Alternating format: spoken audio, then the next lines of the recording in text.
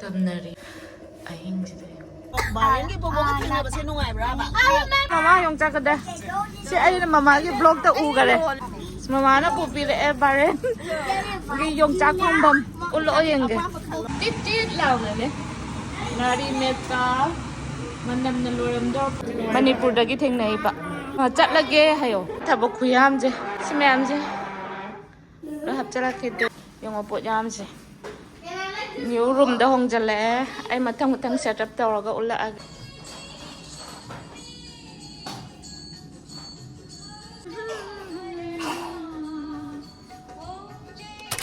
Hello everyone, nongan baga koi school amani yengba muktole yumga school ga nakna nabot na bada awabam oire. Ngasi ki video sidi yum hongjin ba Tamnaba Yongchak thiba loin yauri yeng minasina. Bahrain gi famous building tower haita. This is for keeping the powers on. Sine Bahrain World Trade Center has the first skyscraper in the world. Wind turbine sizinaraga electricity puthokpana ne yum chahungumba piba ngambai changda puthoe hairi. School ama yaure si hanigi yenguruse sit leramdora khangde class din hana hongnagram ne tha ma phajan gare do khoi lakpa thiengam ni na emission fangdora fangoidora do yengase. What that guy? Yengba loire chatlage chak thoga among namthin gi thola age. Like a Manipuri guy? Yes, nang Manipuri ne. It. Okay. Wow. Kuna chai ba? Hey bra. Good boy. It. Kuna chaga da ba? Nang spoon chu tahan gre. Didi kuna chaga da. Cha yenge. Hey bra. I could take a big one. Wow. Cha ummi. Egg or they got to go there. Ai kutna. Egg cook na. Chaba. Chaba. Hey re. Hey. Egg cook charbe. Hey.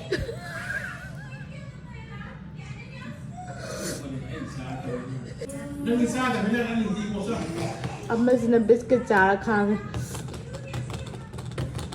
Yam hey kuna chaba ni hen na chao e chakhom do henge kuna chara ko from tomorrow, okay? Tham ju yaw ga da. Yes. Hey, tuma.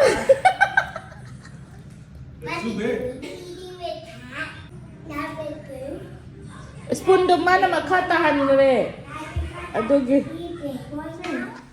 Mingjen da to yenge. Sama nan lepo. School ano ka bagi ko. Uniform try to like yenge lo han yenge. Kaya yenge. What's wrong with the sandal? Sandal ka tawag daw na di khungop. Ama khungop siya ni. Nangi di khanggaw sa chari. Kaya nangi khanggaw do katang type oy. House of uniform da. Come. Sina PE sports ki. Makal ne. You pulled already?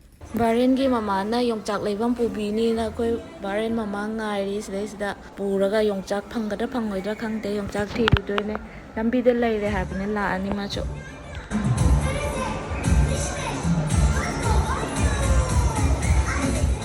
I know to open it. To Bahrain bobok la pa che harau bro. Bahrain bobo ka lak pa harau bra. Hayro. Bobo. Bahraingi bobo ka tingna ba sa nungaibra ba? Wait. Are you from Bahrain, Bobo? Bahrain bobo. Papa di kom ne to ma. Si mahau ma naram to man. Yongchak mama Yongchak ka de. Si ay na mama gi blog ta u gare. Mama gi blog ta si gi dukan se laibam u gare. Adura. Mama na pupi le Bahrain. Gi Yongchak bam ulo yenge. Ay khangde mama na khalo. Tu mama pupi le kai jaga na. Kai sina kopi male. Kai no. Boarding store ni sin. Angang singgi di kano tau ponte.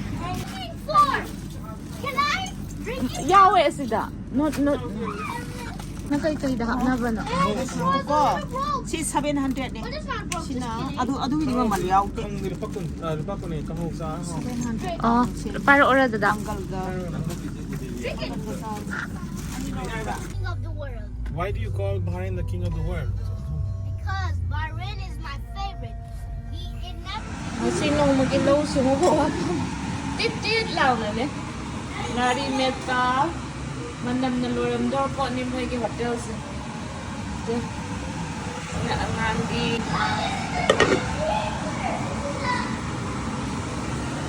Brown rice ni ko. Ngali niya manam na loram door.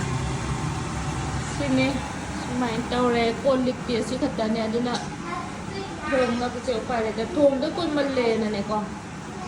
I chakum de or boy ning or I ding ari bo lo je dri ne ba mai khu tho ga moi fire alarm se tor ka ni na mi imung de or na fire alarm a chi nung dang se ma kol me an tam na se tum ba ga yat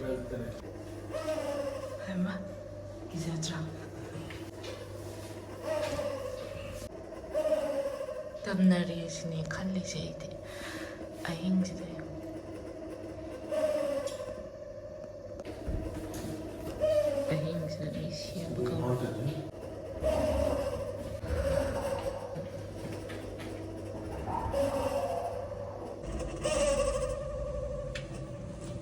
ba para butto e dunia ne freeze motor ya ta oirame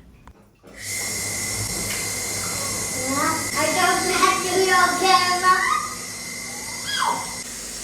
Gummy, bubble gummy. Yes, I like bubbles.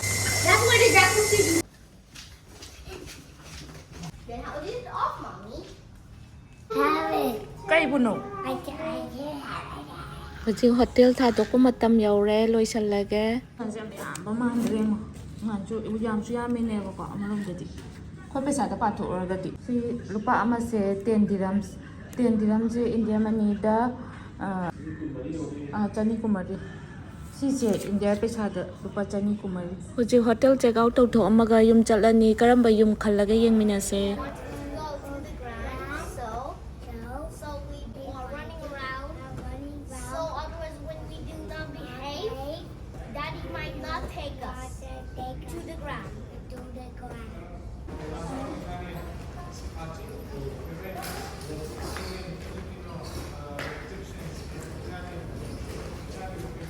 Ibo hayo Manipur dagi thengnai ba hayo chat lage hayo ada hong dor Seef to My school lagi khana ko Seef na. bye bye ta Bye-bye. bye bye thank you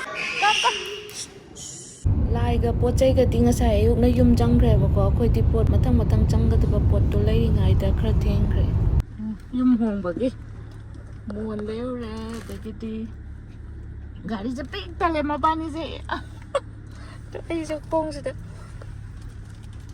new room da cha tom ne ko new house ta Okay. pot yam je maning da so pik thali ya che I need the back of you. Kaya push thabo khuyam je simyam je lo hap chala ke dom ne chinga no makha da mi makon tani ngo yung opot yam je new room da hong jale ai mathang setup tawra ga ulla aga chem dare am thangat kare lai han ling chal lage no pa bude borak pa malane so ling chale sida kayan leire sa kolom leire photo tele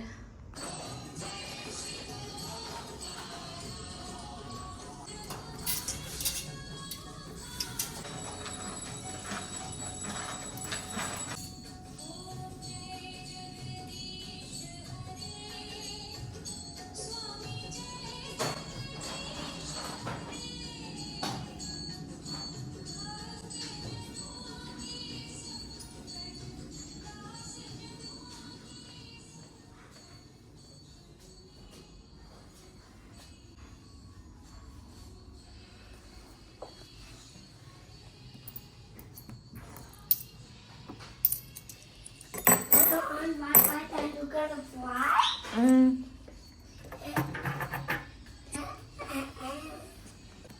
You gonna fly?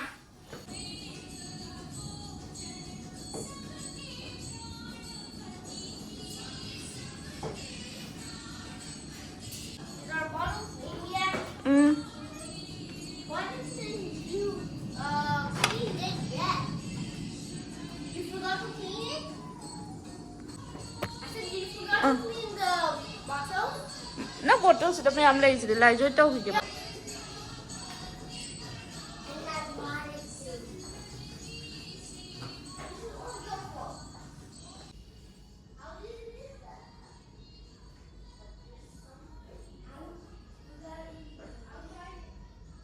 to. Ama kasi may sida bread butter tagi chakla me dugi. So yummy. Yummy? It's a new butter? Yes. I like it. Ama So loy ka. delicious. Luhan ng chadura. What's it? Say ama siya me say. The new butter? I did not say that. It's a new butter with honey. It's a oil honey. Charo. Not to taste it. Mà thì cháu ya gần đây mà hao trong địa tầng chứ.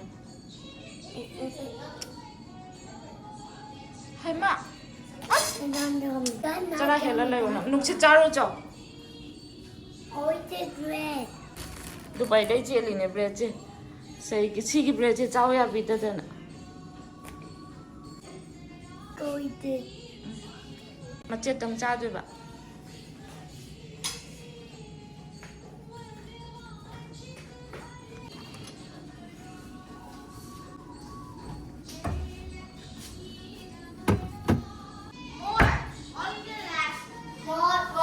More bread. So delicious. That's so delicious.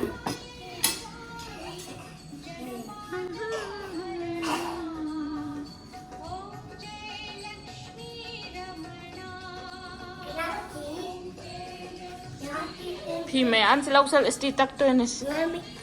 Nung sa đã phâu vật. Hay anh school can là bagi uniform. Are you YouTuber? Are you YouTuber? Sân đeo ở đây mà mẹ. Đây thì phâu vật này đấy. Sa đây. Hotel đây. Maraktei Hilton đây.